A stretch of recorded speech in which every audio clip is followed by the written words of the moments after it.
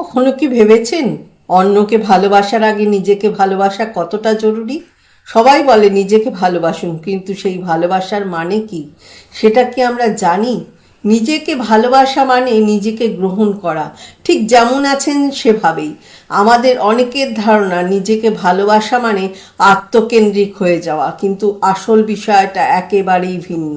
নিজেকে ভালোবাসা মানে নিজের ভুলগুলোকে মেনে নেওয়া, নিজের প্রতি যত্নশীল হওয়া আর নিজের সুখের জন্য নিজের উদ্যোগ নেওয়া।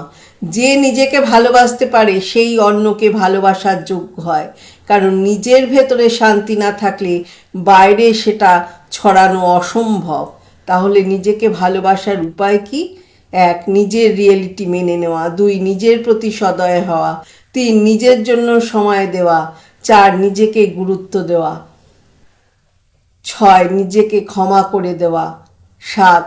নিজের বেস্ট ভার্সন তৈরিতে ফোকাস দেওয়া। নিজেকে ভালোবাসা মানে নিজের প্রতি আন্তরিক হওয়া।